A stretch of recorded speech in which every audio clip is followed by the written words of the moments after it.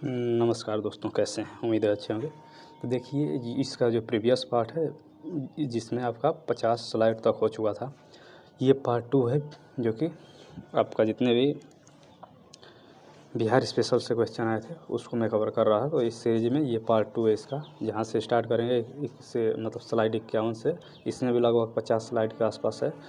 तो इतना में जितने भी आपके TRE 1 2 3 में जो बिहार स्पेशल से क्वेश्चन है, इसमें हिस्ट्री के भी हैं, जियोग्राफी के भी, करंट से रिलेटेड भी कुछ हैं, तो सारे जितने क्वेश्चन थे वो कवर हो जाएंगे। तो चलिए देखते रहिए एक एक करके।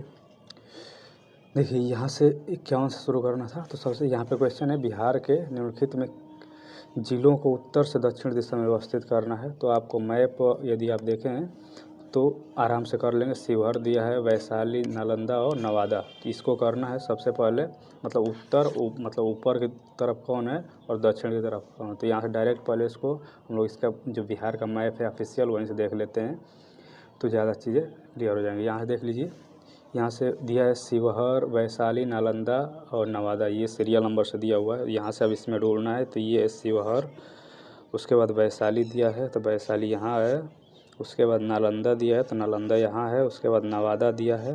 तो ये सीरियल नंबर से ही दिया है, शिवहर, वैशाली, नालंदा, नवादा, मतलब उत्तर से दक्षिण की तरफ सजाने के लिए कहा था। तो ये सीरियल नंबर से दिया ही था, यहाँ से आप देख सकते हैं।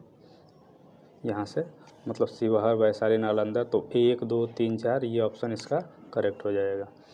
तो मैप आपको बिहार का मैप थोड़ा सा आप देख लीजिएगा ठीक से कि कौन सबसे उत्तर में है, कौन सबसे पूर्व में है। तो देखिए सबसे उत्तर में बात किया तो पश्चिम चंपारण है, सबसे पूर्व में बात किया जाए तो किशनगंज है। वहीं दक्षिण में देखिए कौन से यहाँ से मिल जाएगा। तो ये जमुई और गया में से कोई दोनों में से एक होना चाहिए। थोड़ा सा इसको एक बार देख लीजिए। कैमूर सबसे किधर है, सबसे पश्चिम में है। तो यहाँ से ये भी पूछेगा कि कितने जिला किससे मतलब किस राज्य से संपर्क करते हैं, या बिहार के कितने जो हैं स्टेट से इसका संपर्क है, किस देश से है। तो ये ऊपर आपको पता है इधर नेपाल है। तो इस तरीके से आपको थोड़ा सा मैप के बारे में जानकारी होनी चाहिए। चलिए नेक्स्ट क्वेश्चन है, त्रिवेणी नहर पश्चिमी चंपारण में किस स्थान से पानी की आपूर्ति करती है। तो ये क्वेश्चन आपका आया हुआ है BPSC TRE 2 में। तो यहाँ से आप देख सकते हैं, इसका ऑप्शन हो जाएगा ए भैंसा लोटन। अब ये जगह है, ये जो कॉमन इसका एक्चुअल नाम है जो वाल्मीकि नगर है, लेकिन इसका जो कॉमन नाम जिसे आप समझ सकते हैं जो पुकारने का नाम है वहाँ के जो आम भाषा में या आम बोलचाल में तो भैंसा लोटन के नाम से जाना जाता है। एक ये गांव है, कहाँ का गांव है, तो ये पश्चिमी चंपारण का है, यहाँ से दिया भी है। तो ये यहीं पे है आपका कौन सा, त्रिवेणी नहर यहीं से निकलती है। यहाँ पे आपका वाल्मीकि ऋषि का आश्रम भी है, तो इसीलिए इसका नाम भी पड़ा है वाल्मीकि नगर। वाल्मीकि, सॉरी एक मिनट, वाल्मीकि ऋषि का आश्रम है यहाँ, इसीलिए इसका नाम पड़ा है क्या, वाल्मीकि नगर। यहाँ पे सबसे इम्पोर्टेंट एक क्वेश्चन आता है कि जो बिहार का जो एकमात्र राष्ट्रीय उद्यान है वो कहाँ है। तो राष्ट्रीय उद्यान भी है आपका यहीं पर, जिसका नाम क्या है, वाल्मीकि नगर राष्ट्रीय उद्यान या बाघ अभयारण्य। तो ये भी यहीं पे है, जो कि बिहार का एकमात्र जो है राष्ट्रीय उद्यान है और बाघ अभयारण्य। तो राष्ट्रीय उद्यान के बाद देखिए, उद्यान तो बहुत होते हैं लेकिन राष्ट्रीय उद्यान यदि पूछा है तो बिहार में केवल एक ही है। वो कहाँ है, पश्चिमी चंपारण में। क्या नाम है उसका, वाल्मीकि नगर राष्ट्रीय उद्यान। तो ये इसको भी आप ध्यान दीजिए, एग्जाम में आया हुआ है। अब बात करें त्रिवेणी नहर से कौन कौन राज्य लाभान्वित होते हैं। देखिए बिहार तो होता ही है, बिहार के जितने आपके जो इधर वाले भाग हैं, इससे अभी जो दिखा रहा था मैप में, मतलब उसके इधर पश्चिम वाले दक्षिण पश्चिम कह सकते हैं ऐसे, मगर बिहार का मैप ऐसे तो इधर वाले पश्चिम वाले। उसके साथ साथ जो यूपी के हैं, यूपी के पूर्वी भाग वाले जितने ज़िले, तो उसमें भी इससे पानी जो है, इसका पानी जो है सिंचाई के लिए यूज किया जाता है। तो ये भी आपको ध्यान देना चाहिए। अब पूछा जाए कि त्रिवेणी नहर कहाँ से निकलती है, तो ये गंडक रिवर से है, मतलब गंडक नदी पर ये बनाया गया है। गंडक नदी पर ये कौन सा बनाया है, त्रिवेणी नहर बनाया गया है। तो ये भी आपको ध्यान देना चाहिए, एग्जाम में भी पूछ सकता है। ये कब स्टार्ट किया है, तो 1909 में। तो ये सारे क्वेश्चन यहाँ से बन सकते हैं। तो चलिए नेक्स्ट देख लेते हैं, बिहार के सोमेश्वर श्रेणी की ऊंचाई क्या है। 875 मीटर या 850 मीटर या 825 मीटर। तो सोमेश्वर देखिए श्रेणियाँ जो 3 4 ठो वहाँ के इम्पोर्टेंट है वो आपको देख लेना चाहिए। यहाँ पे दिया 875, 850, 825। तो देखिए एक एग्जैक्ट जो उसका जो उसमें सोमेश्वर श्रेणी के हाईएस्ट जो पीक है उसका दिया होता हाइट है 8000 मतलब सॉरी 880 मीटर, लेकिन यहाँ पे इसके करीब में दिया है यही 875। तो इसका ऑप्शन यही माना गया आयोग के द्वारा। अगर और श्रेणियों की बात करें तो यहाँ से देख सकते हैं सोमेश्वर श्रेणी 880 मीटर, यहाँ सीरियल नंबर से है ये। दुर्वासाड़ी इस पहाड़ी जो है ये 661 मीटर। वहीं श्रृंगेरी की पहाड़ी 555, महाबार हिल 549। तो ऐसे सीरियल नंबर से आप देख सकते हैं। खड़गपुर की पहाड़ी जो है 510, राजगीर की पहाड़ी जो है ये है 466, ये ऊंचाई दिया हुआ है ऐसे ऐसे। तो यहाँ से आप देख सकते हैं सीरियल नंबर से। पूरा तो आप याद नहीं करेंगे, लेकिन जो कुछ मेन मेन है वो आप यहाँ से देख सकते हैं। हाईएस्ट पिक कौन है? सोमेश्वर श्रेणी है, तो ये आपको पता होना चाहिए। ये अगर पूछ दिया जाए कि सोमेश्वर श्रेणी पड़ता कहाँ है, तो ये पश्चिमी चंपारण में श्रेणियों का समूह है। कहाँ है ये? पश्चिमी चंपारण में। तो ये भी आपको ध्यान देना चाहिए अगर पूछ देगा, क्योंकि एग्जाम में ये भी आ सकता है सोमेश्वर श्रेणी किस जिले में पड़ता है। तो ये पश्चिमी चंपारण का हिस्सा है, मतलब कई ठो इसमें चोटियाँ हैं। अगर ये पूछे कि किन किन देशों के साथ सीमा बनाता है, तो ये आपको पता है कि ये बिहार के पश्चिमी चंपारण, ये अभी बताया कि नेपाल से सटा हुआ है। तो ये नेपाल और भारत के बीच एक सीमा बनाता है। कौन? सोमेश्वर श्रेणी। चलिए नेक्स्ट क्वेश्चन देख लेते हैं। बिहार में सर्वाधिक वर्षा कहाँ होती है? पटना, किशनगढ़, मुजफ्फरपुर। तो ये क्वेश्चन थोड़ा सा अगर कहा जाए तो गलत ही है, इस हिसाब से आया क्योंकि किशनगढ़ नहीं किशनगंज होता है, लेकिन इसका आयोग द्वारा जो आंसर है वो पटना माना गया है। इसका देखिए आंसर, अगर बारिश सर्वाधिक वर्षा की बात करें तो कहाँ होता है? किशनगढ़ में। किशनगढ़ नहीं किशनगंज में। किशनगंज यदि रहता तो ऑप्शन यही है, सर्वाधिक वर्षा बिहार में पूछा है तो किशनगंज में ही होता है। अब मैप में अगर देखना चाहें तो आप देख सकते हैं यहाँ से। चलिए उसको भी दिखाई देता हूँ। ये है किशनगंज, सबसे किधर है? सबसे पूर्वी है। तो आपको ये पता है जैसे जैसे इधर जाएंगे मेघालय में सबसे ज़्यादा बारिश होता है, तो ये भी उसी के आसपास है। तो किशनगंज में सबसे ज़्यादा बिहार में वर्षा होती है, लेकिन यहाँ पे किशनगंज नहीं किशनगढ़ दिया था, तो इसलिए हो सकता है इसका आयोग ने पटना आंसर किया था। अब पूछ दिया जाए कि सबसे कम वर्षा किधर होती है, तो सबसे कम जैसे जैसे इधर आएंगे मतलब आप पश्चिम साइड में, तो कैमूर, रोहतास, औरंगाबाद, गया, ये वाला हिस्सा जो है यहाँ पे सबसे कम वर्षा देखने को मिलती है बिहार में। ये यहाँ पे क्वेश्चन आप देखिए, यहाँ से अधिक वर्षा पूछा था तो कम वर्षा भी तो आ ही सकता है ना, तो ये आपको उतना चीज़ें पता होना चाहिए। भारत में यदि पूछ दिया तो भारत में आपको पता होगा, ये तो सबसे कॉमन क्वेश्चन है कि भारत में यदि सबसे अधिक वर्षा की बात की जाए कहाँ होता है, तो मासिनराम में। मासिनराम में सबसे ज़्यादा। मासिनराम कहाँ पड़ता है? मेघालय में। पहले चेरापुंजी था, लेकिन अब कहाँ है? मासिनराम। कितना होता है? तो ये अगर बात करें तो 11,872 मिलीमीटर होता है। और यहाँ पे अगर किशनगंज की बात की जाए तो किशनगंज में कितना औसत जो बारिश होता है वो 2177 होता है। तो यहाँ से आप देख सकते हैं क्वेश्चन कई तरह से बन सकते हैं, तो मैं जितने भी इसके पॉल हैं वो सभी कवर करते हुए चल रहा हूँ एक एक करके। नेक्स्ट क्वेश्चन, बिहार का कौन सा नगर या जिला जो है, मतलब अब लिख करके ये है बिहार का कौन सा नगर या जिला रेशम वस्त्र उत्पादन के लिए। तो ये अगर आप प्रीवियस वीडियो देखे होंगे इसी का पार्ट 1, तो ये क्वेश्चन का आप आराम से लगा सकते हैं। आपको ये भी बताया था कि इसको जीआई टैग मिला था कहाँ का? सिल्क या रेशम, यहाँ देख सकते हैं। तो कहाँ का सिल्क फेमस है? तो भागलपुरी सिल्क, इसके लिए जीआई टैग भी इसको प्राप्त है।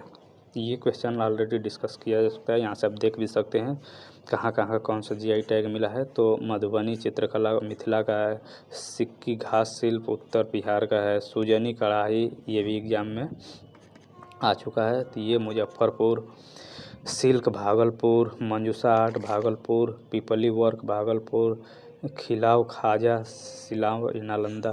तो ये जीआई टैग प्राप्त हैं, तो ये काफ़ी इंपॉर्टेंट हो जाते हैं, आपको सबको याद कर लेना चाहिए। नेक्स्ट क्वेश्चन, प्यार का पौधा अभियान बिहार सरकार द्वारा कब प्रारंभ किया गया था? ये तो आप पहले से नहीं भी जानते होंगे, तब भी थोड़ा सा दिमाग लगाएंगे तो कॉमन सेंस हो जाएगा। प्यार का पौधा नाम से पता चल रहा है। तो यहाँ पे 14 फरवरी को आपको पता है वैलेंटाइन डे होता है, तो ये इसी दिन लॉन्च किया गया था। तो यहाँ से आसानी से कॉमन सेंस से लगा कर सकते हैं कि उसी दिन लॉन्च भी किया गया था, मतलब गिफ्ट देने के लिए पौधा किस दिन, वैलेंटाइन डे के दिन। तो यहाँ से ये इसको याद कर सकते हैं। इसका मकसद क्या है, मतलब इस अगर बात की जाए तो ये क्यों चालू किया गया था, तो पौधारोपण के मतलब प्रोत्साहन करने के लिए इसको शुरू किया था पटना से। ये किस किस मंत्रालय के अंतर्गत है, तो ये अगर मंत्रालय पूछे तो ये पर्यावरण एवं वन विभाग, पर्यावरण एवं वन विभाग। तो ये मंत्रालय भी पूछ सकता है कि किस मंत्रालय द्वारा ये चालू किया गया था प्यार का पौधा अभियान। तो ये पर्यावरण एवं वन मंत्रालय द्वारा चालू किया था, मतलब वन विभाग द्वारा। कहाँ से स्टार्ट किया गया था, तो पटना से। नेक्स्ट क्वेश्चन है, बिहार के किस जिले की साक्षरता दर सबसे कम है। तो ये ऑलरेडी मैं डिस्कस कर चुका हूँ, अगर आप प्रीवियस भी देखे होंगे तो वीडियो। तो अररिया, पूर्णिया, नवादा। तो इसका आंसर तो हो जाएगा पूर्णिया। सबसे कम पूछा है, ये भी ध्यान दीजिएगा, साक्षरता दर सबसे कम। तो यहाँ से लिस्ट ही पूरा देख लीजिए कौन क्या है, क्योंकि इससे क्वेश्चन आएगा ही। एक क्वेश्चन फिक्स है, जनसंख्या जो जनगणना है 2011, अभी आपको पता है कि 2021 हुआ नहीं है, तो यहीं से अभी क्वेश्चन आना है। अब चलिए एक एक करके देख लेते हैं। इसमें सर्वाधिक क्षेत्रफल की बात की जाए जिला, तो पश्चिमी चंपारण है, द्वितीय स्थान पर गया है, तृतीय पूर्व चंपारण। तो आपको प्रथम वाला कम से कम तो याद ही रखना है, अगर कूट बनाने के लिए दे देगा तब ऐसे तीनों दे सकता है, लेकिन आप कम से कम एक तो याद ही रखिए। सबसे कम क्षेत्रफल शिवहर का है, सबसे मतलब सबसे छोटा पूछा जाएगा जिला कौन है, तो शिवहर है। सबसे बड़ा पूछा जाए, मतलब सबसे बड़ा जिला, तो पश्चिम चंपारण। सर्वाधिक जनसंख्या किन जिले में है, तो पटना में है। सबसे कम जनसंख्या शेखपुरा में है। वहीं लिंगानुपात की बात किया जाए तो सर्वाधिक जो है लिंगानुपात वाला जिला जो है वो गोपालगंज है। आप कमेंट करके बताइएगा कि बिहार का जो लिंगानुपात है वो कितना है। ऑलरेडी मैं उसके बारे में प्रीवियस वीडियो में बताया हूँ। सबसे कम लिंगानुपात मुंगेर का है। जनसंख्या की बात किया जाए घनत्व का, तो घनत्व सबसे अधिक शिवहर का ही घनत्व है। वहीं सबसे कम जनसंख्या घनत्व जो है वो कैमूर का है। शहरीकरण की बात करें, सब सर्वाधिक शहरीकरण वाला कौन सा जिला है, तो पटना है। सबसे कम कौन सा है, तो समस्तीपुर, बांका। मतलब अगर पूछा जाए सबसे पिछड़ा इलाका कौन है, तो यही हो जाएगा समस्तीपुर, बांका। साक्षरता सर्वाधिक कहाँ का है, तो रोहतास का है। सबसे कम तो ये पूर्णिया का, जो कि अभी एग्जाम में ये आया हुआ था, मतलब ये इस क्वेश्चन में। तो अब यहाँ से अगर पूछा जाए कि एससी की सर्वाधिक जनसंख्या कहाँ है, तो ये गया में है। एसटी की बात किया जाए कि सर्वाधिक जनसंख्या कहाँ है, तो पश्चिमी चंपारण में। तो ये क्वेश्चन यहाँ से बन सकते हैं, जितना होता है उतना कम से कम आप याद रखिए। नेक्स्ट क्वेश्चन है, जुब्बा साहनी बिहार के किस जिले से संबंध रखते थे जो स्वतंत्रता संग्राम सेनानी के रूप में ख्याति प्राप्त थे। यहाँ से दिया मुजफ्फरपुर, या फिर भागलपुर, या फिर पटना। तो देखिए जुब्बा साहनी जो हैं ये मुजफ्फरपुर से संबंधित हैं। अगर बात करें कि इनका योगदान क्या था, तो ये भारत छोड़ो आंदोलन या फिर गांधी जी के द्वारा जितने भी आंदोलन चलाए गए थे, गांधी जी द्वारा चलाए गए आंदोलन। अब आपको पता है कौन कौन से आंदोलन चलाए गए थे गांधी जी को चलाए गए आंदोलन में ये भाग लिए थे। मतलब गांधी जी के आग्रह पर ये जितने आंदोलन गांधी जी चलाए थे उनमें ये हिस्सा लिए थे। और बात किया जाए जैसे नमक सत्याग्रह हो गया, चौकीदारी कर हो गया, शराब की दुकान आपको पता है कि बंदी के लिए गांधी जी बहुत वो कर रहे थे। तो इनमें जो है जुब्बा साहनी का योगदान रहा है। अगर बात किया जाए इसके अलावा, तो ये भारत छोड़ो आंदोलन के समय में कौन से भारत छोड़ो कब हुआ था, कमेंट करके बता सकते हैं। भारत छोड़ो आंदोलन के समय ये 16 अगस्त 1942 को इन्होंने मीनापुर थाना, ये एग्ज़ाम में आ सकता है, मीना मार्केट आप सुने होंगे, काफ़ी फेमस है।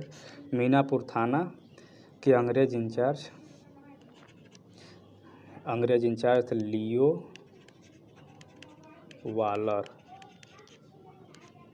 लियो वाला इनको क्या किए, इनको आग में झोंक दिए थे, मतलब आग लगा दिए थे, ये कह सकते हैं, आग में झोंक दिए, या फिर ऐसे कह सकते हैं जिंदा जला दिए थे। तो ये कौन किए थे, तो ये जुब्बा साहनी किए थे। कब किए थे, 16 अगस्त 1942 को। तो भारत छोड़ो आंदोलन भी कब था, 42 में ही था। तो यहाँ से आप देख सकते हैं ये क्वेश्चन यहाँ से बन सकता है। चलिए नेक्स्ट क्वेश्चन के बाद क्या है, तो यहाँ से आप देख सकते हैं इनका ये डायग्राम है, जुब्बा साहनी, इनको फांसी इसी के लिए दे दिया गया था, जो ये लियो वालर को आग लगा दिए थे, तो इसके वजह से इनको फांसी भी दे दिया गया था। तो ये भी पूछ सकता है कि कब फांसी दिया गया था। फांसी दिया गया था इनको 11 मार्च 1944। किस लिए दिया गया, तो यही इस जो अब किए थे 16 अगस्त को, उसी के लिए।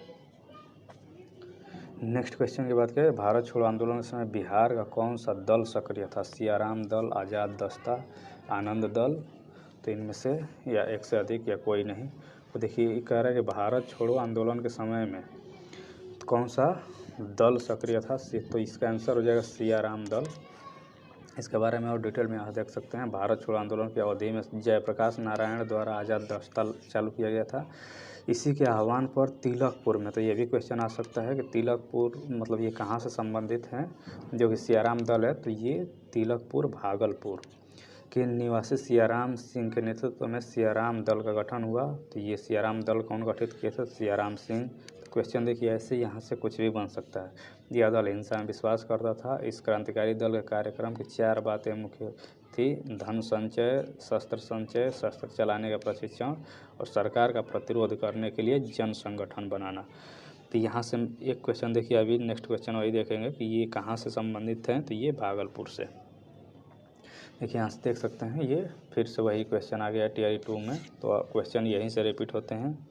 1942 के आंदोलन में लोगों ने सियाराम सिंह की अगुवाई में कहाँ पर राष्ट्रीय सरकार की स्थापना की घोषणा की थी, तो यहाँ पे सियाराम सिंह की अगुवाई, देखिए क्वेश्चन थोड़ा सा घुमा दिया, भागलपुर, पटना, चंपारण। तो अभी प्रीवियस क्वेश्चन बताया कि ये कहाँ संबंधित है, भागलपुर से। तो इसका आंसर तो हो जाएगा बी। बिहार का गांधी के रूप में कौन जाने जाते हैं, तो ये यहाँ अब कई तो क्वेश्चन ऐसे आते हैं कि बिहार के गांधी, या फिर और जिसे सीमांत गांधी किसे कहा जाता है, तो ऐसे क्वेश्चन आते रहते हैं। तो बिहार के गांधी जो हैं ये डॉक्टर राजेंद्र प्रसाद को जाना जाता है, तो इसका ऑप्शन तो ए हो जाएगा। अब इसके साथ साथ यदि पूछ लिया जाए, देखिए ये खान अब्दुल गफ्फार खान को क्या कहा जाता है, तो इनको कहा जाता है सीमांत गांधी। सीमांत गांधी, सीमांत मतलब सरहदी, तो ऐसे भी कह सकते हैं सरहदी गांधी।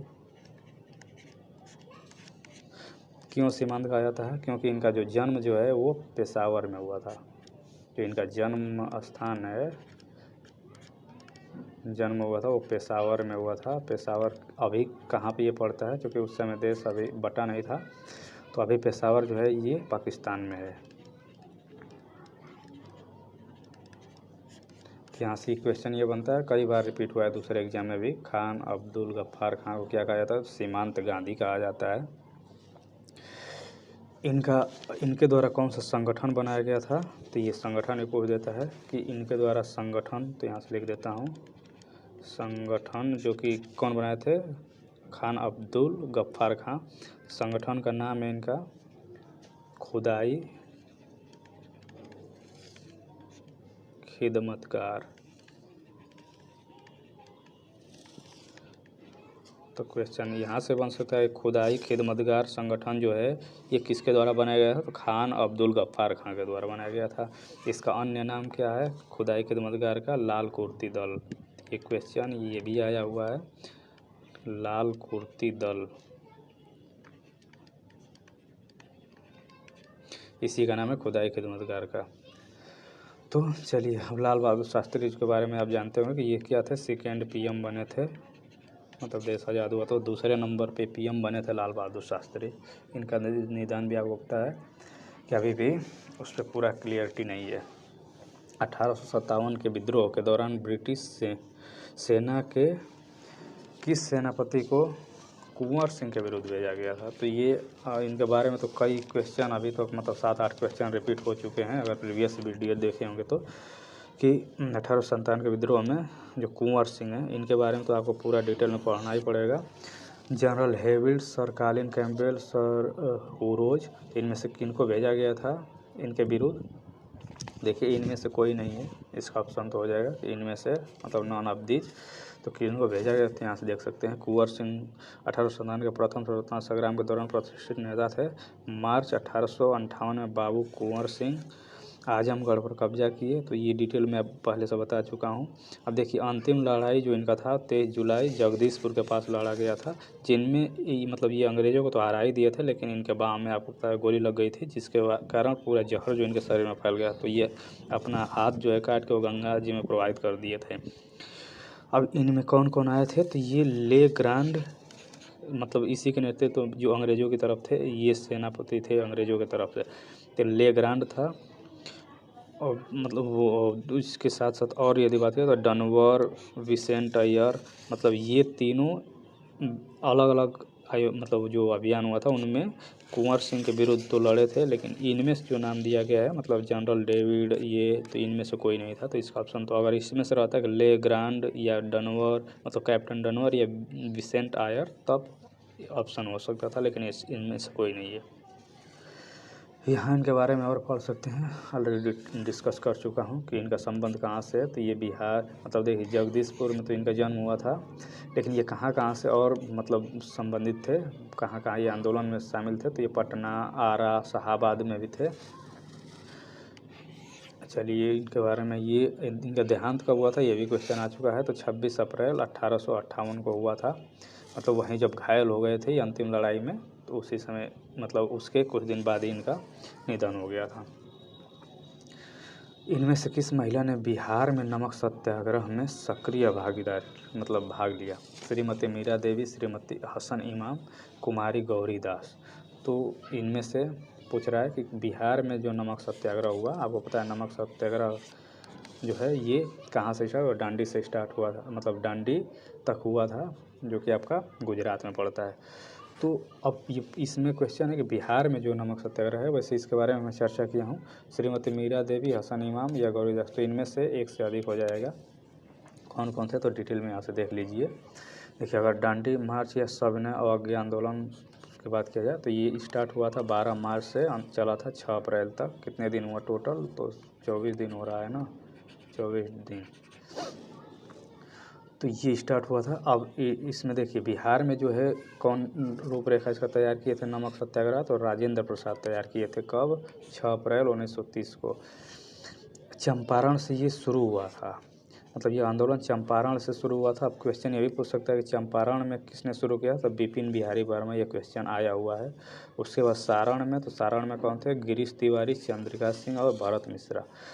तो यहाँ से शुरू हुआ, फिर बाद में पटना गया, बेतिया, हाजीपुर, दरभंगा आदि में भी ये फैल गया। अब देखिए अगर बात किया जाए पटना में कब स्टार्ट हुआ, तो 16 अप्रैल 1930 को पटना में नमक सत्याग्रह का उद्घाटन किया गया। अब इसमें क्या क्या हुआ था? तो ये नशीले पेय पदार्थों के खिलाफ था, चौकीदारी कर भुगतान देने से मना। तो ये भी क्वेश्चन एग्जाम में आया हुआ है कि चौकीदारी कर देने से किसानों ने कब मना किया था? तो सविनय अवज्ञा आंदोलन के समय में।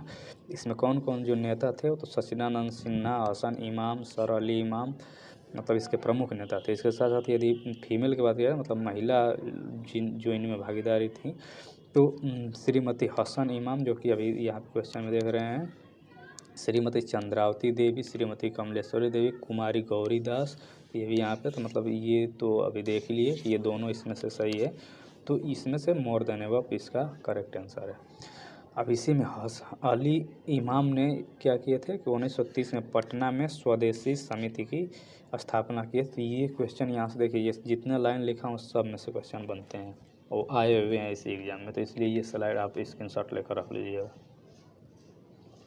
6 अप्रैल 1930 को चंपारण में नमक सत्याग्रह किसने शुरू किया? तो अभी बताया उधर पीछे, अगर आप सही स्लाइड देखें तो बताइए इसका आंसर कमेंट करके।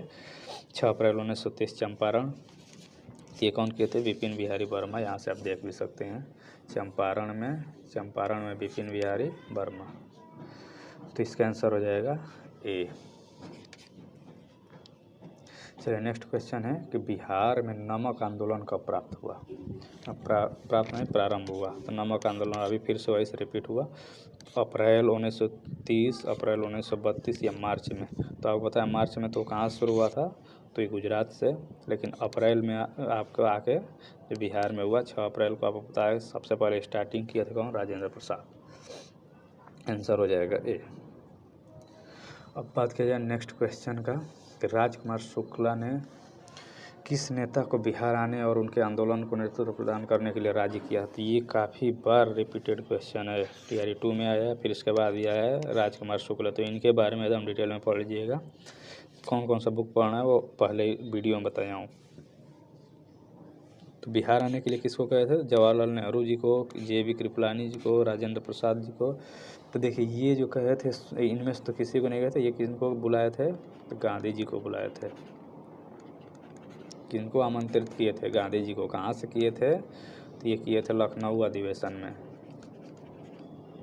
कहाँ से किए थे, लखनऊ अधिवेशन। मतलब कांग्रेस का जो लखनऊ अधिवेशन हुआ था कब हुआ था, 1916 में। 1916 जो लखनऊ अधिवेशन है काफ़ी इंपॉर्टेंट है, इसमें कई ठो घटनाएँ हुई थी। इसके अध्यक्षता अगर पूछा जाए कि इसके अध्यक्ष कौन थे, तो अंबिका चरण मजूमदार थे। अंबिका चरण मजूमदार, ये इसके मतलब जो लखनऊ अधिवेशन हुआ था कांग्रेस का 1916 में, इसके अध्यक्ष थे ये। इसमें और घटनाएं क्या क्या हुई, तो लखनऊ पैक्ट भी हुआ था। लखनऊ पैक्ट मतलब लखनऊ समझौता, जिसमें गरम दल, नरम दल, मुस्लिम लीग एक हो गए थे। मतलब कांग्रेस जो है और मुस्लिम लीग एक हो गए थे इसमें। लखनऊ पैक्ट में क्या हुआ था, मैं यहाँ से ले लेता हूँ, इंडियन नेशनल कांग्रेस और मुस्लिम लीग ये मिल गए थे।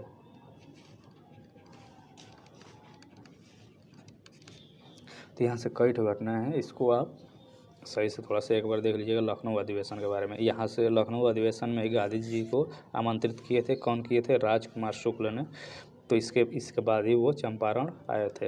लेकिन सबसे पहले वो पटना पहुँचे थे। अगर पूछा जाए कि सबसे पहले पटना कब पहुँचे गांधी जी, तो ये पहुँचे थे 10 अप्रैल 1917 में। तब चंपारण पहुँचे, और चंपारण का पहुँचे थे तो ये 15 अप्रैल को पहुँचे थे। तो ये क्वेश्चन सभी इम्पोर्टेंट है, यहाँ से आप इनके बारे में देख लीजिएगा डिटेल में थोड़ा सा। और अब बाकी के बारे में तो बताया हूँ कि चंपारण में क्या क्या हुआ था। आपको पता है 3 कठिया पद्धति चल रही थी, इसमें 20 में से मतलब 3 कठिया मतलब 3/20 मतलब 20 हिस्सा में 3 हिस्सा पर नील की खेती करना पड़ता था। इसी को 3 कठिया पद्धति कहा था। इसी को ख़त्म करने के लिए गांधी जी को बुलाया गया था राजकुमार शुक्ला के द्वारा। यहाँ से और डिटेल में आप देख सकते हैं, वही जो अभी बताया है वही है। चंपारण सत्याग्रह कब से, वही 1917। 3 कठिया प्रणाली के बारे में, जिसमें से 20 में से 3 कट्ठा पर नील की खेती अनिवार्य था। अब क्यों विरोध कर रहे थे किसान, क्योंकि नील का खेती करने के बाद जो ज़मीन जो है वो ऊसर हो जाता था। मतलब उसमें फिर वो जो है दूसरे फसल उगाना मुश्किल हो जाता था, वो सही नहीं होता था। 1916 कांग्रेस अधिवेशन जो अभी बताया, राजकुमार शुक्ल कहाँ से संबंधित है, तो ये पश्चिमी चंपारण भरहवा गांव से थे। अब देखिए कांग्रेस नेतृत्व का ध्यान आकृष्ट किया, ब्रज किशोर प्रसाद ने एक प्रस्ताव पेश किया। तो ये भी क्वेश्चन यहाँ से बन सकता है। तो चलिए अब डिटेल में यहाँ से देख लीजिएगा। ये क्वेश्चन यहाँ से ये बनता है कि गांधी जी को जो देखिए उनके खाने में जहर मिला दिया गया था, यहीं जो चंपारण में वो आए थे तभी। तो कौन बचाए थे, तो बतख मियाँ थे, जो रसोइया थे, यही उनको मतलब गांधी जी की जान बचाई थी। ये भी क्वेश्चन आया हुआ है एग्जाम में। और बाकी चीज़ें तो यहाँ पे चलिए, ये अगर पूछा जाए कि ये सत्याग्रह सफल रहा कि नहीं, तो ये प्रथम प्रयास था गांधी जी का भारत में जो कि सफल रहा। इसका कौन कौन सहयोगी थे, मतलब गांधी जी के कौन कौन सहयोगी थे, ये भी पूछ देता है एग्जाम में। तो राजेंद्र प्रसाद थे, चंपारण सत्याग्रह की बात कर रहा हूँ मैं। ब्रज किशोर प्रसाद थे, अनुग्रह नारायण सिंह, धरणीधर, मजरुल हक, राजकुमार शुक्ल, उसके बाद रामनवमी प्रसाद, शंभू शरण। तो ये इतने नेता थे जो कि गांधी जी के साथ थे चंपारण सत्याग्रह में। और देखिए ये भी क्वेश्चन आता है कि भारत में चलाया गया गांधी जी द्वारा प्रथम सत्याग्रह कौन सा था, तो यही था चंपारण सत्याग्रह।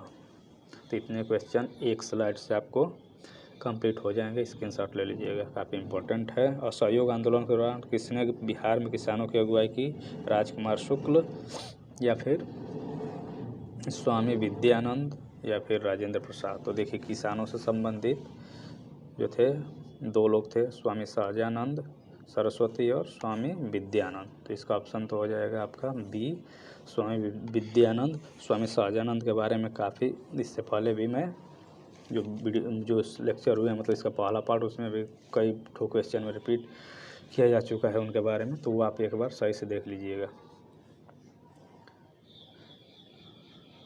असहयोग आंदोलन कमेंट करके बताइए कब हुआ था और कब ख़त्म हुआ था।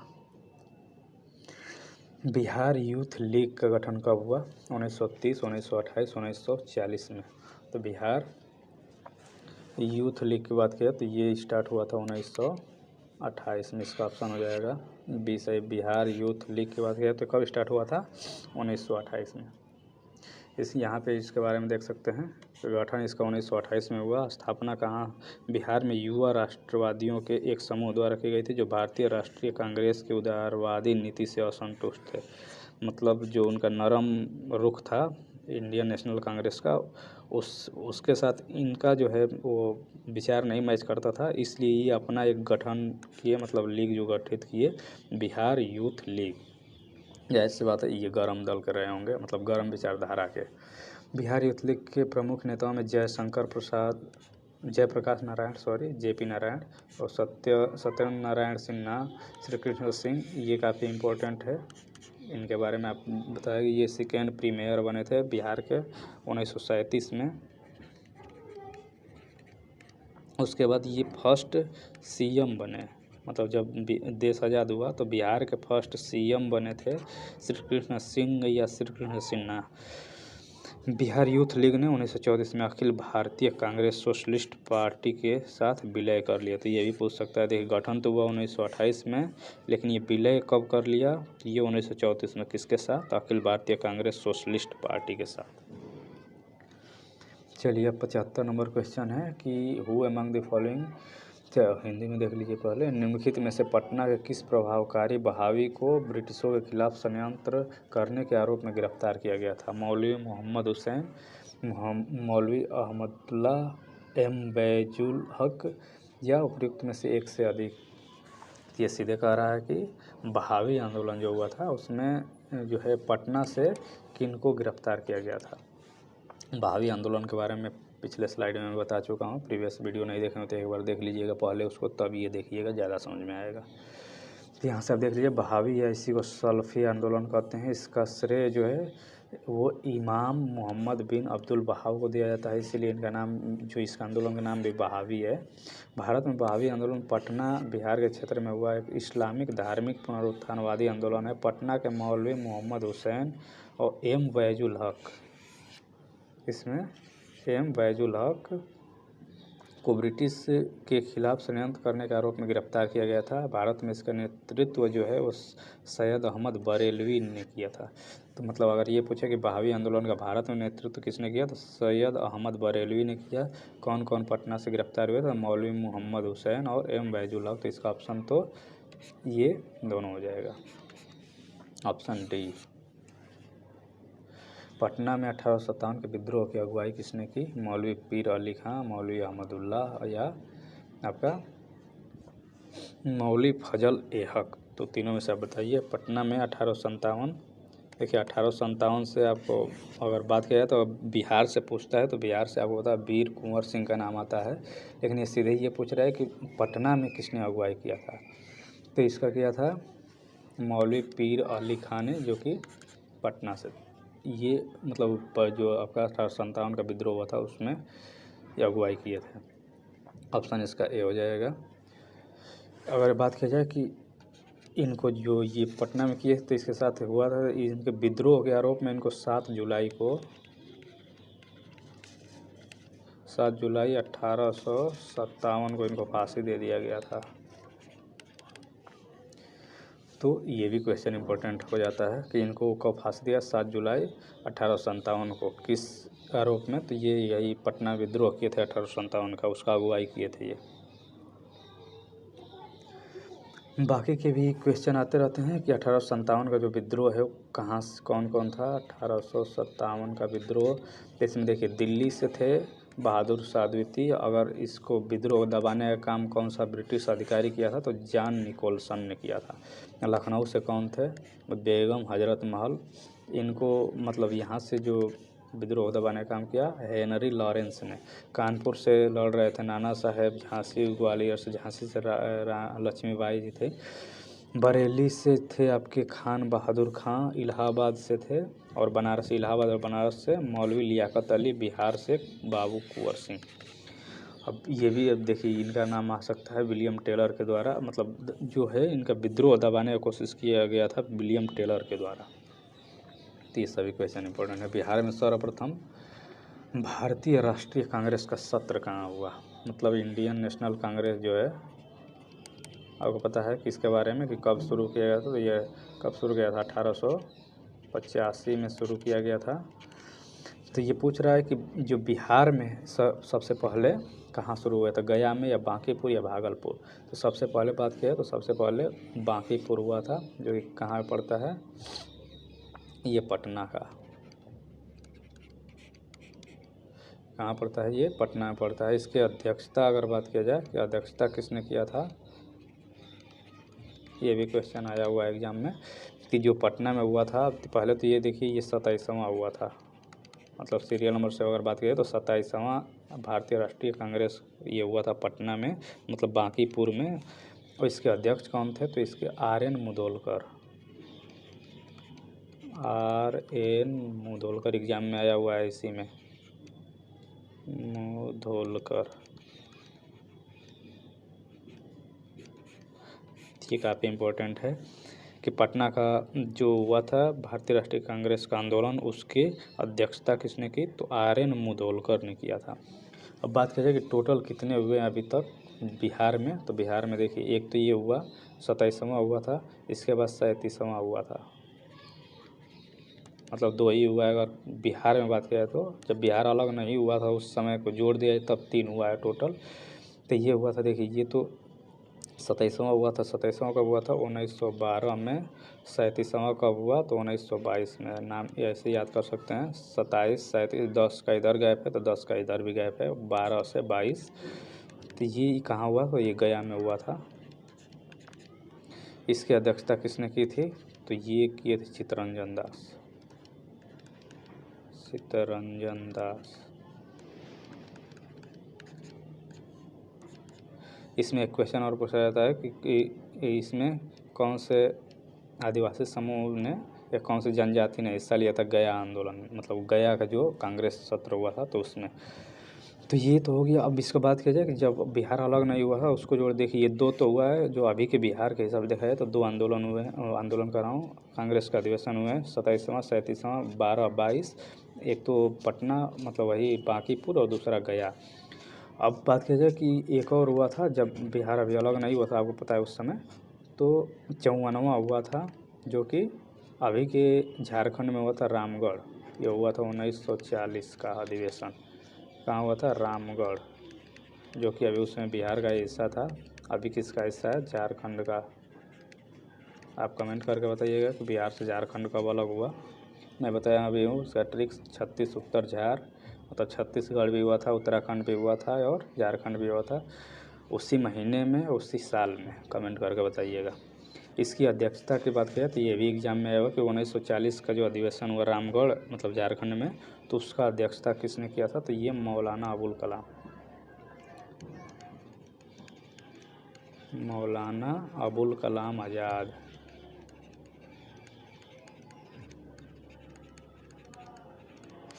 तो ये सभी क्वेश्चन इंपॉर्टेंट है यहाँ से। इसका आंसर कौन हो जाएगा? तो इसका आंसर है बी, बांकीपुर। चलिए नेक्स्ट क्वेश्चन है आपका, यहाँ से अभी देख सकते हैं भारतीय राष्ट्रीय कांग्रेस 28 दिसंबर 1885 को हुआ था। संस्थापक कौन थे? एलन मतलब A.O. ह्यूम थे। स्थान कहाँ हुआ था? तो मतलब कहाँ पे ये इसका गठन हुआ था? तो गोकुल दास तेजपाल संस्कृत विद्यालय बम्बई में नामकरण किसने किया था? दादा भाई नौरोजी ने। प्रथम अध्यक्ष कौन? तो व्योमेश चंद्र बनर्जी। सचिव कौन थे? तो ये ह्यूम को सचिव बनाया गया था। ये काफ़ी इम्पोर्टेंट भी है, देख लीजिएगा थोड़ा। प्रारंभिक सदस्य पूछ देता है कितने सदस्य थे शुरुआत में? तो 72 थे। अगर पूछा जाए कि पहले जो अधिवेशन हुआ था उसमें बिहार से कितने सदस्य थे? तो एक भी नहीं थे। तत्कालिक वायसराय कौन थे? तो लॉर्ड डफर। तो ऐसे याद कर सकते हैं, ये इसी कारण, क्योंकि ये बाद में जाके क्या हुआ, यही भारतीय पहले तो अंग्रेज बनाए थे इसको, उनको नहीं पता था कि इसका क्या बाद में परिणाम होगा, लेकिन ये उन्हीं के लिए घातक साबित हुआ। चलिए, तो यहाँ से आप देख सकते हैं नेक्स्ट क्वेश्चन। 1942 में भारत छोड़ो आंदोलन में बिहार के नेताओं का महत्वपूर्ण योगदान रहा। बिहार के कौन से प्रमुख नेता बिहार केसरी के नाम से जाने जाते थे? बिहार केसरी के नाम से जाने थे। उन्हें भारत छोड़ो आंदोलन में सक्रिय रूप से भाग लिया था। तो यहाँ सीधे सीधे पूछ रहा है कि किन का जो अदर नाम है, मतलब वैसे होता है उपनाम कह सकते हैं, तो बिहार केसरी को किन को जाना जाता है? राजेंद्र प्रसाद, श्री कृष्ण सिंह, अनुग्रह नारायण सिन्हा। तो इसमें से बिहार केसरी के नाम से किसे जाना जाता है? तो ये श्री कृष्ण सिंह है। इसका आंसर तो यही हो जाएगा ऑप्शन बी। बिहार केसरी का किनका उपनाम है? तो श्री कृष्ण सिंह। इनके बारे में अभी बताया डिटेल में कि क्या थे। ये सेकेंड प्रीमेयर थे मतलब 1937 में, और फर्स्ट सीएम थे कहाँ का? बिहार का।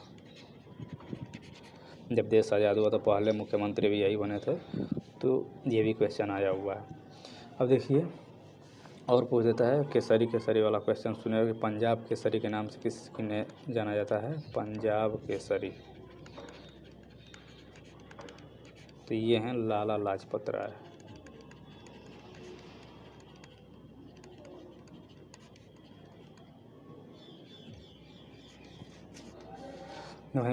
हरियाणा केसरी वैसे ही एग्जाम में नहीं है, हरियाणा के एग्जाम में आएगा,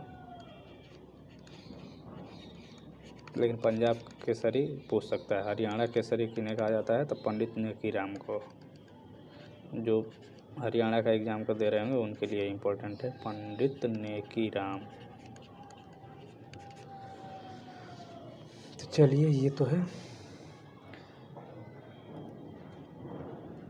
नेक्स्ट क्वेश्चन है 1937-1938 के दौरान बिहार में बर्खास्त आंदोलन किसके द्वारा आयोजित किया गया था? बर्खास्त आंदोलन ये कृषक आंदोलन है। अब इसके बारे में प्रीवियस स्लाइड में बताया हूँ, जो इसका पार्ट 1 था, उसमें स्वामी दयानंद सरस्वती, जयप्रकाश नारायण, स्वामी सहजानंद सरस्वती। चूँकि ये कृषक आंदोलन है एक, और कृषक के लिए बताया था कि जो काफ़ी फेमस थे वो कौन थे? वो थे स्वामी सहजानंद सरस्वती। तो इसका ऑप्शन तो यही हो जाएंगे, स्वामी सहजानंद सरस्वती। इनके बारे में और भी चाहें तो देख सकते हैं। बर्खास्त आंदोलन कब हुआ था? 1937-38 के समय जमींदारी प्रथा के विरोध में हुआ था। यह आंदोलन जमींदारों द्वारा किसानों से भूमि संबंधित अधिकार छीने जाने के विरोध में था। इस आंदोलन को नेतृत्व स्वामी सहजानंद सरस्वती ने दिया था। इस आंदोलन के क्रम में गया में यदुनंदन शर्मा, दरभंगा एवं सारण में जमुना कारी, अन्नावारी में राहुल सांकृत्यायन। तो ये पूछ सकता है कौन कहाँ से नेतृत्व किए थे, तो इनका योगदान रहा। ये आप यहाँ से देख सकते हैं। स्वामी सहजानंद सरस्वती के बारे में ऑलरेडी कई जगह इनके बारे में डिस्कस किया। ये क्या थे? ये ऑल इंडिया किसान सभा जो था, ऑल इंडिया किसान सभा के ये क्या बने थे? ये फर्स्ट प्रेसिडेंट बने थे, मतलब प्रथम अध्यक्ष बने थे। तो नेक्स्ट क्वेश्चन 1913 में पटना में अनुशीलन समिति की एक शाखा की स्थापना किसने की? रामानंद सिन्हा या फिर सतीश झा, सचिंद्र नाथ सान्याल। तो ये पटना में अनुशीलन समिति पूछ रहा है। पटना में अनुशीलन समिति के गठन, तो इसका आंसर तो हो जाएगा यही सचिंद्र नाथ सान्याल। इनके बारे में और अगर अनुशीलन समिति क्या है तो यहाँ से आप देख सकते हैं कि वो वर्ष 1913 में पटना में अनुशीलन समिति की एक शाखा का स्थापना जो है सचिंद्र नाथ सान्याल ने की थी। बीएन कॉलेज के बंकिम चंद्र मित्रा ने इसका नेतृत्व करने की जिम्मेदारी दी। स्वतंत्रता संग्राम के समय बंगाल में बनी अंग्रेज विरोधी ये गुप्त क्रांतिकारी संस्था थी। तो ये कैसी संस्था थी अनुशीलन समिति? तो ये एक गुप्त क्रांतिकारी संस्था थी। उद्देश्य किया था इस संस्था का? बंकिम चंद्र के द्वारा बताए गए मार्ग का अनुशीलन करना। इस समिति का शुभारंभ जो है 1902 में हुआ था। मतलब ये अगर बात करें तो इसका नाम पहले व्यायामशाला के रूप में हुआ था। इस समिति के अध्यक्ष प्रथम नाथ मित्रा, उपाध्यक्ष चित्तरंजन दास व अरविंद थे। 1937 में कलकत्ता में वारिंद्र घोष, भूपेंद्र नाथ दत्त द्वारा इस समिति का पुनर्गठन किया गया। तो ये भी पूछ सकता है कि इस समिति का जो है अनुशीलन समिति का पुनर्गठन किसके द्वारा किया गया, तो वारिंद्र घोष और भूपेंद्र नाथ दत्त के द्वारा, जिसका उद्देश्य क्या था, खून के बदले खून। तो नाम से भी समझ सकते हैं। इसमें सिस्टर निवेदिता मतलब एकमात्र महिला सदस्य थी। तो ये भी पूछ सकता है कि अनुशीलन समिति में जो महिला सदस्य एक थी उनका क्या नाम है, सिस्टर निवेदिता। तो यहाँ से इसका ऑप्शन हो जाएगा आपका तो सी, सचिंद्र नाथ सन्याल, जो कि पटना में अनुशीलन समिति की एक शाखा स्थापित किए थे। Bihar provincial committee, Bihar provincial Congress committee जिसका मुख्यालय पटना में है, का गठन किस वर्ष हुआ था, 1908, 1910 या 1906 में। तो इसका स्थापना जो हुआ था 1908 में हुआ था। बिहार प्रोविंशियल कांग्रेस कमेटी कब हुआ था, 1908 में। कहाँ से हुआ था, तो ये पूछ सकता है मुख्यालय कहाँ था इसका, पटना में था। अब देखिए ये एग्जैक्ट ये है क्या, तो बिहार प्रोविंशियल कांग्रेस समिति जो है ये भारतीय राष्ट्रीय कांग्रेस का बिहार इकाई है। मतलब जो इंडियन नेशनल कांग्रेस था उसी का ये बिहार का शाखा है, ये आप समझ सकते हैं यहाँ से। नेक्स्ट क्वेश्चन है आपका, बिहार समाजवादी पार्टी का गठन किसने किया था, फूलचंद तिवारी और राजेंद्र प्रसाद, फूलन प्रसाद वर्मा और जयप्रकाश नारायण और राजकुमार शुक्ल, स्वामी अग्निवेश। तो ये बिहार समाजवादी यानी कि बिहार सोशलिस्ट पार्टी पूछ रहा है। तो इसके बारे में पहले भी चर्चा कर चुका हूँ। बिहार सोशलिस्ट पार्टी कब हुआ था, अगर गठन की बात किया जाए तो ये हुआ था आपका 17 मई 1934 में। इसके द्वारा किया गया था जेपी नारायण मतलब जयप्रकाश नारायण और फूलन प्रसाद वर्मा। तो यहाँ से चलिए यहीं पे है सीधे, गठन किया गया था जयप्रकाश नारायण और फूलन प्रसाद वर्मा के द्वारा। कब किया गया था, 17 मई 1934 में। तो ये डेट इम्पोर्टेंट है, 1934, बिहार सोशलिस्ट पार्टी। अगर अध्यक्ष की बात की जाए कि सबसे पहले अध्यक्ष कौन थे इसके, तो अध्यक्ष इसके थे आचार्य नरेंद्र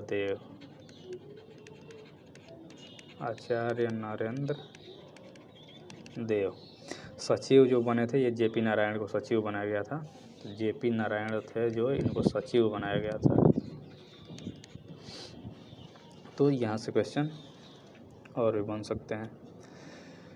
नेक्स्ट क्वेश्चन, बिरसा मुंडा द्वारा किसको कमांडर इन चीफ नियुक्त किया गया था। तो बिरसा मुंडा काफ़ी इम्पोर्टेंट है बिहार से रिलेटेड अगर देखा जाए तो इनके बारे में आपको एनसीईआरटी और एससीईआरटी में भी मिल जाएगा।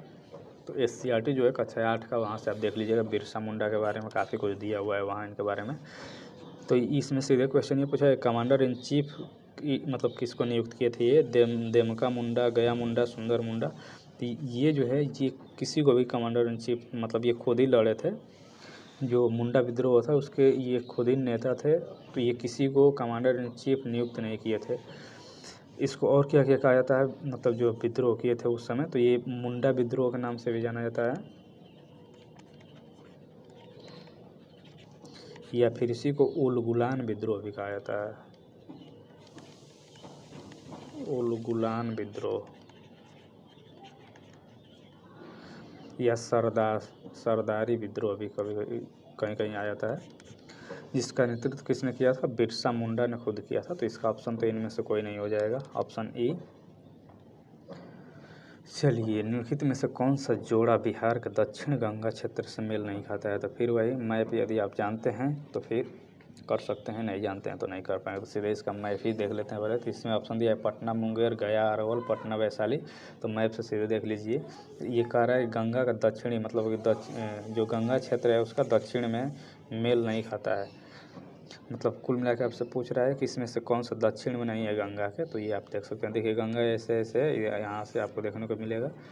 अब इसके दक्षिण में कौन नहीं है वही सीधे यहाँ से पूछ रहा है। तो पटना, मुंगेर, पटना कहाँ है, पटना यहाँ है, मुंगेर कहाँ है, तो मुंगेर यहाँ है। तो ये दक्षिण में है, तो पहला तो ऑप्शन सही है, इसमें नहीं पूछा है, ये भी ध्यान देना है। गया, अरवल, गया आपका यहाँ है, अरवल आपका कहाँ है, तो अरवल यहाँ है, तो ये भी दक्षिण में ही है। पटना और वैशाली, पटना ये है, वैशाली उत्तर में है, तो ये ऑप्शन इसका मतलब नहीं है। तो इसका ऑप्शन तो सी ही हो जाएगा, जो कि वैशाली उत्तर में है। तो ये सीधे पूछा था कि दक्षिण गंगा क्षेत्र से मेल नहीं खाता है, मतलब दक्षिण में नहीं है, तो वैशाली। चलिए नेक्स्ट क्वेश्चन आपका हो जाएगा, भारत के कुल जनसंख्या के सापेक्ष बिहार की जनसंख्या का प्रतिशत क्या है। सीधे सीधे ये परसेंटेज पूछ दिया। तो जिस तरह स्लाइड अभी दिखाया था वहाँ, आप उससे भी देख सकते हैं। मतलब आप सीधे सीधे ये पूछा है कि जो टोटल जनसंख्या है भारत का, उसके सापेक्ष जो है बिहार की जनसंख्या कितना परसेंट है, 8.58 या फिर 10.10 और 12.25। तो इसका ऑप्शन क्या हो जाएगा, इसका ऑप्शन हो जाएगा आपका ए, 8.58% जो है ये है टोटल जनसंख्या का। यहाँ से देख लीजिए, बिहार जनगणना 2011 भारत की पहली जनगणना जो है, इसके बारे में पहले चर्चा कर चुका हूँ, इसलिए यहाँ जल्दी बता देता हूँ। 1872 में सबसे पहले स्टार्ट हुआ था लॉर्ड मेयो के समय में, लेकिन नियमित जनगणना जो है वो 81 से, मतलब हर साल हर 10 साल पे एक बार होगा। ये कब से स्टार्ट हुआ, तो 1881 से। किसके समय में, लॉर्ड रिपन के समय में। 1936 में उड़ीसा से बिहार अलग होने के बाद 1941 में बिहार की जनगणना पृथक रूप से हुई। 2011 की जनगणना 15वीं जनगणना थी। इसके आयुक्त कौन थे, सी चंद्रमौली थे। आदर्श वाक्य हमारी जनगणना हमारा भविष्य। जनसंख्या की बात क्या है, तो ये 10,40,99,452 बिहार की जनसंख्या टोटल है। इसको ऐसे भी लिख सकता है 10.41 करोड़। तो आप इसको याद कर लीजिएगा, ये एग्जाम में आया हुआ है कि टोटल जनसंख्या कितना है, तो 10.41 करोड़ की 2011 के अनुसार। परसेंटेज कितना है, तो 8.6%, वही जो अभी पूछा था। इसका जनसंख्या की दृष्टि से बात किया तो यूपी जो है फर्स्ट है, महाराष्ट्र सेकेंड है, और तीसरे स्थान पर बिहार आता है जनसंख्या के मामले से। भोजपुरी की पहली फिल्म कौन सी थी, गंगा मैया तो है पियरी चढ़ैबो, कन्यादान नदियाँ के पार। तो इसका आंसर तो आपका हो जाएगा ए, गंगा मैया तो है पियरी चढ़ैबो। ये भोजपुरी की पहली फिल्म थी। अगर रिलीज के बाद क्या है, तो कब हुआ था, तो ये 1963 में हुआ था। अगर इसका डायरेक्टर की बात किया जाए, तो डायरेक्टर थे इसके कुंदन कुमार। वहीं प्रोड्यूसर की बात किया जाए तो प्रोड्यूसर थे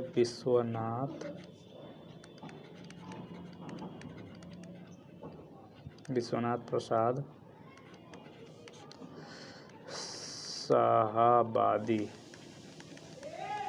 तो ये आपके यहाँ से क्वेश्चन यही बन सकता है कि जो पहली फिल्म थी भोजपुरी की, गंगा मैया तो है पियरी चढ़ैबो, ये कब रिलीज हुई, तो 1963 में। डायरेक्टर इसके कौन थे, ये इंपॉर्टेंट हो जाते हैं, कुंदन कुमार। चलिए नेक्स्ट क्वेश्चन की बात किया जाए तो ज्ञान दीपक नामक पुस्तक की रचना किस महान संत ने की थी। सलार मसूद गाजी, दरिया साहब, इमाम शाह फकीर। तो ये सीधे सीधे यहाँ से पुस्तक से आ गया क्वेश्चन, ज्ञान दीपक। तो इसके आंसर कौन हो जाएंगे आपके, दादा साहेब दरिया साहेब। ये ज्ञान दीपक पुस्तक की रचना किसके द्वारा किया गया, तो ये संत थे दरिया साहेब। इन्होंने ही क्या किया था, ज्ञान दीपक पुस्तक की रचना किए थे। अगर बात किया है कि ये दरिया साहेब जो क्या था, तो ये आत्मकथा भी इनका था।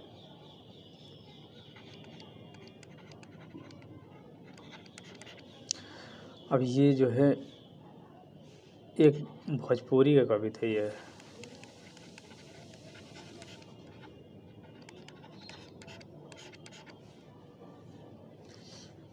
चलिए, और भी इनके बारे में यदि जानना चाहें तो ये कबीर के अवतार माने जाते हैं, मतलब काफ़ी इम्पोर्टेंट हैं ये। नेशनल कॉलेज और बिहार विद्यापीठ का शिलान्यास किसने किया था, राजेंद्र प्रसाद, मौलाना अब्दुल बारी, महात्मा गांधी। तो नेशनल कॉलेज और बिहार विद्यापीठ किसने किए थे, तो बिहार विद्यापीठ अभी इससे पहले एग्जाम, मतलब ये क्वेश्चन आ चुका है जो आपका पार्ट 1 था। तो इसमें कौन थे, महात्मा गांधी जी ने ही इसको क्या किए थे, शिलान्यास किए थे। यहाँ से आप देख सकते हैं ये क्वेश्चन आपका 43 नंबर पे ऑलरेडी डिस्कस कर चुका हूँ। 6 फरवरी 1921 को M.K. गांधी ने किए थे। तो यहाँ से ये कब किए थे, तो असहयोग आंदोलन के, वहाँ पे देखिए क्वेश्चन पूछा था किस आंदोलन के दौरान किया गया था बिहार विद्यापीठ का, तो असहयोग आंदोलन के समय किया गया था। असहयोग आंदोलन जो है कब हुआ था, 1920 से 1922, चौरा जो घटना हुआ था उसके बाद स्थगित किया गया था। तो यहाँ से ये क्वेश्चन आप देखिए रिपीट कैसे होता है, तो आप थोड़ा सा जो टॉपिक पढ़िए उसको डिटेल में पढ़ा कीजिए। RL सिंह के वर्गीकरण स्कीम के अनुसार बिहार किस प्रकार की जलवायु प्रदेश में आता है, तो देखिए कई लोगों का अपना अपना वर्गीकरण है, तो ये सीधे सीधे पूछा है यहाँ पे किसके अनुसार, तो RL सिंह के अनुसार आर्द्र दक्षिण पूर्व उपाद्र संक्रमणकालीन उपाद्र महाद्वीपीय। तो बिहार का जलवायु पूछा है, तो देखिए यहाँ से क्वेश्चन आता है। अब अलग अलग तरीके से, चूँकि कई लोग हैं तो अपना अपना दिए हैं, तो उसके हिसाब से देखिए इनके हिसाब से बात किया तो ये कौन सा है, ये उपाद्र संक्रमणकालीन, इसका आंसर मतलब बी ही है। RL सिंह के अनुसार जो बिहार का जलवायु है इसको और क्या अन्य नाम से, मतलब किस नाम से और जानते हैं उपाद्र संक्रमणकालीन को, तो उपोष्ण कटिबंधीय जलवायु के नाम से भी कहीं कहीं आ सकता है, उपोष्ण कटिबंधीय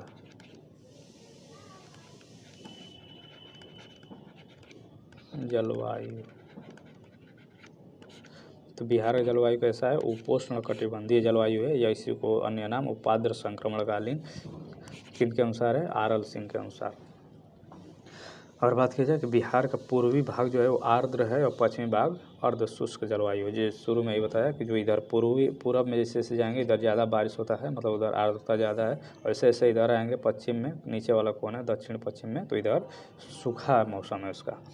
तो यहाँ से आप थोड़ा सा मैप से इसको समझ लीजिएगा।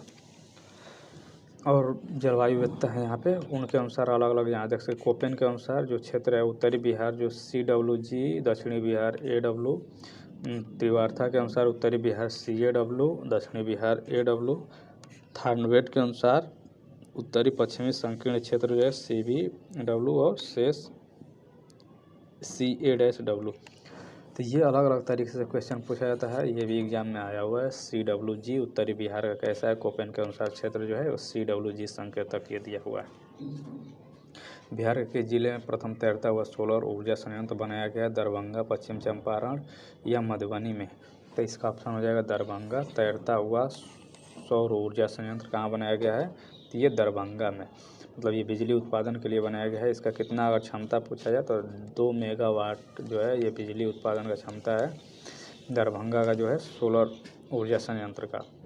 इसके साथ साथ यहाँ पे देखिए बिजली उत्पादन तो होता ही है, इसके साथ साथ यहाँ मछली पालन भी होता है। तो ये दोनों तरीके से कह सकते हैं कि यूज होता है, मछली पालन के लिए भी, और मतलब नीचे जो है मछली पालन होता है, ऊपर आपका बिजली उत्पादन होता है।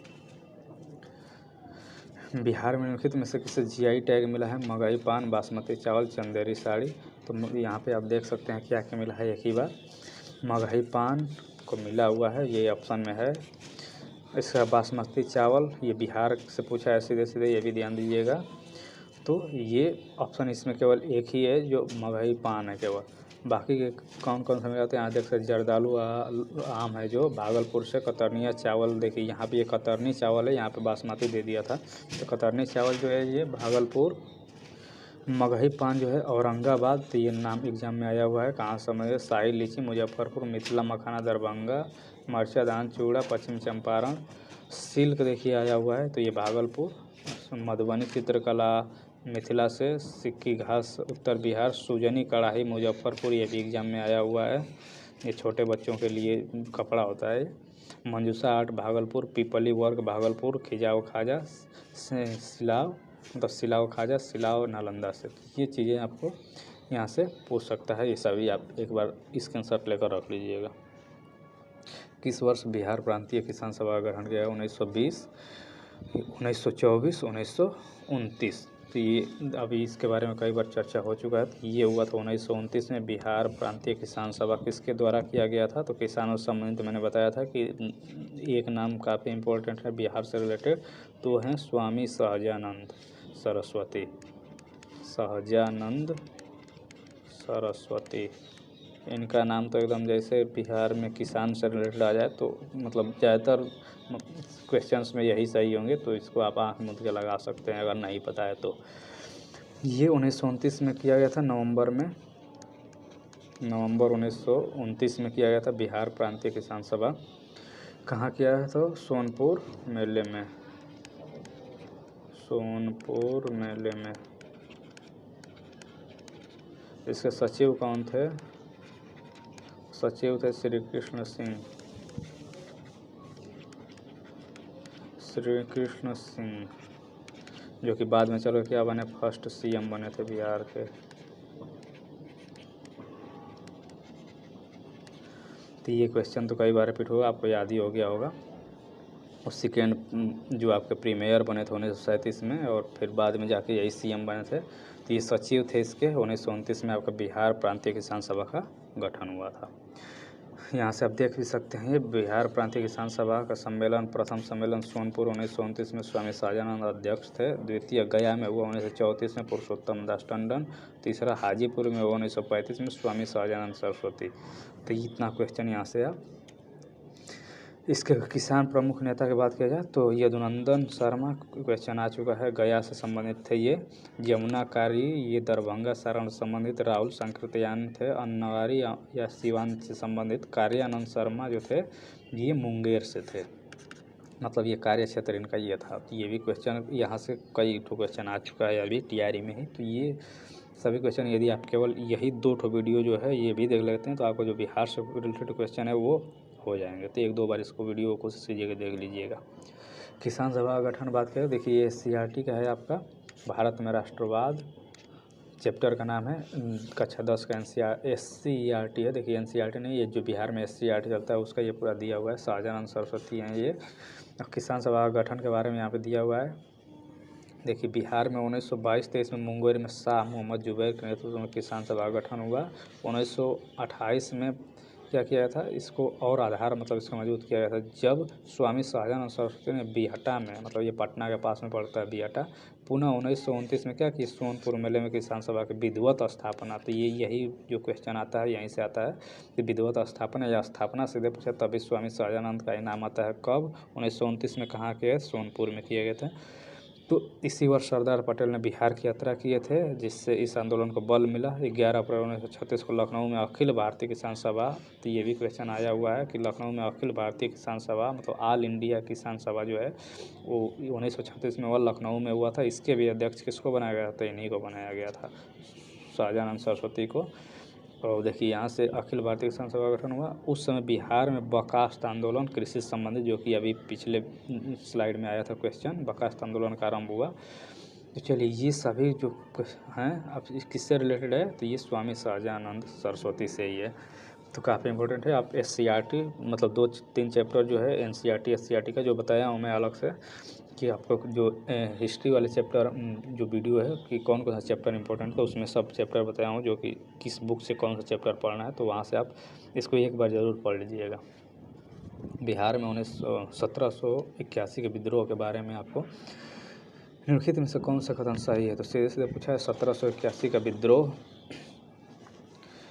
कह रहा है कि यह जमींदारों द्वारा किया गया विद्रोह था या किसानों द्वारा किया गया विद्रोह था। अंग्रेज बिना किसी परेशानी के विद्रोह को चलने में सफल रहे। तो ये किसके द्वारा किया गया था? जमींदारों द्वारा या किसानों द्वारा या, चलिए तो इसका ऑप्शन तो आपका हो जाएगा डी, मोर देन एबव, जमींदारों, किसानों, अंग्रेज। चलिए यहाँ से देख लीजिए इसके बारे में। बिहार में 1781 का विद्रोह जमींदार और सरदारों द्वारा किया गया था। किसके द्वारा? जमींदार और सरदार। तो ब्रिटिश ईस्ट इंडिया कंपनी के खिलाफ किया गया था। इसके प्रमुख नेता जो थे राजा नारायण सिंह, फतेह बहादुर शाही, राजा अकबर अली खां। मुख्य कारण क्या था? तो राजस्व संग्रह में बाधा। इस विद्रोह में विद्रोहियों के असंगठित दृष्टिकोण को देखते हुए अंग्रेज बिना किसी परेशानी के विद्रोह को दबाने में सक्षम रहे। तो ये ऑप्शन सभी से यहाँ पे सही हो जाते हैं, मतलब ऑप्शन डी इसका करेक्ट है, मोर देन एबव। चलिए बिहार मद निषेध और उत्पादन शुल्क संशोधन अधिनियम 2022 के अनुसार शराब की ढुलाई करने वाले वाहनों को छोड़ने या तो जुर्माने के रूप में उनकी बीमित राशि का कितना प्रतिशत देना होगा। तो यही पूछा है कि जुर्माना के रूप में जब शराब वाले गाड़ी जो पकड़ी जाती हैं उनको छोड़ने के लिए कितना प्रतिशत राशि का भुगतान करना पड़ेगा। तो ये 30% या फिर 50% या 10%। तो इसका जो 2022 के अनुसार है ये 10% हो गया है, मतलब इतना राशि उसको देना पड़ेगा तब छोड़ी जाएगी गाड़ी।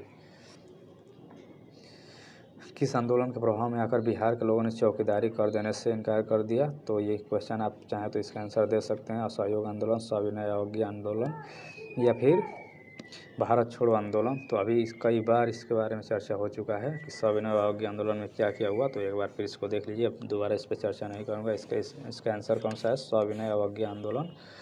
तो ये चलिए इसके बारे में पढ़ लीजिएगा, अभी बताया हूँ। बिहार की जनजाति ने कांग्रेस के गया अधिवेशन में भाग लिया था। अभी ऊपर बताया भी था कि एक क्वेश्चन जो गया अधिवेशन हुआ था उससे आएगा, जो कि पूछा जनजाति है। तो यहाँ से इसका आंसर कौन सा हो जाएगा? गया अधिवेशन में जो थे आपके उरांव जनजाति जो था ये भाग लिया था। कौन से अधिवेशन में? तो गया का अधिवेशन। अब गया का अधिवेशन कब हुआ था? ये हुआ था 37वां अधिवेशन था, अभी बताया था पीछे 37वां था। कब हुआ था? 1922 में। अध्यक्ष कौन थे? चित्तरंजन दास।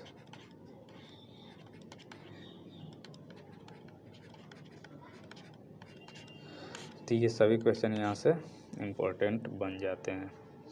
उरांव जनजाति के अगर पूछा जाए कि ये नेता कौन थे, तो इसके नेता जो थे ये ताना भगत थे। ताना भगत। तो यहाँ से ये भी क्वेश्चन पूछ सकता है कि ताना भगत आंदोलन जो किससे संबंधित है? तो उरांव जनजाति से संबंधित है। तो क्वेश्चन ऐसे ही घुमाया जाता है इधर से उधर। छोटा नागपुर क्षेत्र के मुंडा और संथाल मुखित में से किस पेड़ की पूजा करते थे? इमली, आम, कदम।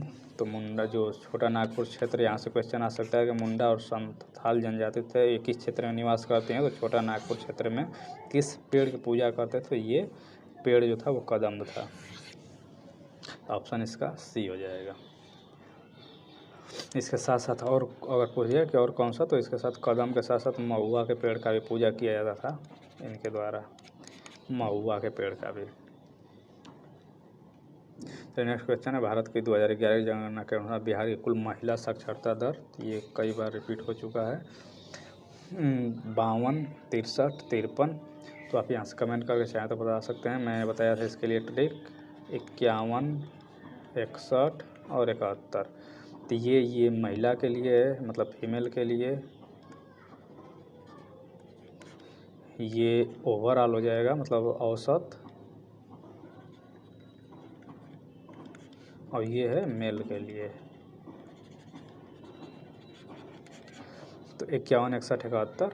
अगर ऐसे भी याद किए तो पॉइंट में थोड़ा सा जो है वो कर लेंगे, मतलब 51.5 होता है एग्जैक्ट अगर बात करें तो ये 61.8 होता है, ये 71.2, 51, 61, 71। तो महिला के लिए 51 है, इसमें से कौन सा है? इनमें से कोई नहीं है, ऑप्शन ई हो जाएगा। चलिए अब नेक्स्ट क्वेश्चन है आपका, कब बिहार पहली बार ब्रिटिश शासित भारत के तहत बंगाल प्रेसिडेंसी से अलग हुआ? तो इसका आप जो है कमेंट करके आंसर दीजिएगा। मैं 3 क्वेश्चन आपके लिए छोड़ रहा हूँ, अगर वीडियो आप सही से देखे होंगे दोनों पार्ट तो आप आराम से इसका कर लेंगे। तो ये क्वेश्चन पहला है आपका कि बिहार जो है, मतलब बिहार जो है पहली बार ब्रिटिश शासित भारत के अंदर बंगाल से अलग कब हुआ था? ये आपको बताना है। 12 में कि 36 में कि 47 में? कमेंट करके आंसर बताइएगा। दूसरा आपको ये होमवर्क मिलता है, भारतीय हस्तशिल्प के संदर्भ में बिहार में सूजनी क्या है? तो अभी पिछले 2 स्लाइड में इसके बारे में बता चुका हूँ, तो आप इसको भी कमेंट करके बताना है आपको। और अंतिम क्वेश्चन ये है कि बिहार सरकार ने किस वर्ष तक कार्बन उत्सर्जन कम कर बिहार राज्य को प्रदूषण मुक्त बनाने की योजना बनाई है? तो ये क्वेश्चन अभी बीपीएससी का जो हुआ था पीटी मतलब पीसीएस का, तो उसमें आया हुआ है। कार्बन उत्सर्जन मतलब अब लक्ष्य कब रखा है बिहार का? 22 तक कि 24 तक कि 30 तक कि 47, या इनमें से कोई नहीं। आप इसका आंसर मतलब 3 क्वेश्चन का आंसर आपको करना है कमेंट में। देखता हूँ कितने लोगों का आंसर सही आता है। तो ये तो था मतलब जितने भी आपके बिहार स्पेशल थे क्वेश्चन थे जो टीआरई में आए हुए थे वो सभी कंप्लीट हो चुके हैं 2 सेक्शन में। तो अब इससे देखिए और भी जो पीवाईक्यू है वो उसका सीरीज चल रहा है, साइंस का ऑलरेडी आ चुका है। तो जो बचा है वो सीरीज उसका भी जारी रहेगा जब तक एग्ज़ाम आपका नहीं हो जाता है, तब तक सारी जितने भी इसके पीवाईक्यू है उसके साथ साथ जो एनालिसिस वीडियो है वो सब कंप्लीट कर दिया जाएगा एनसीईआरटी के साथ साथ। तो चलिए इस पे बने रहेगा, मिलते हैं नेक्स्ट वीडियो में, तब तक के लिए देखते रहिए, धन्यवाद।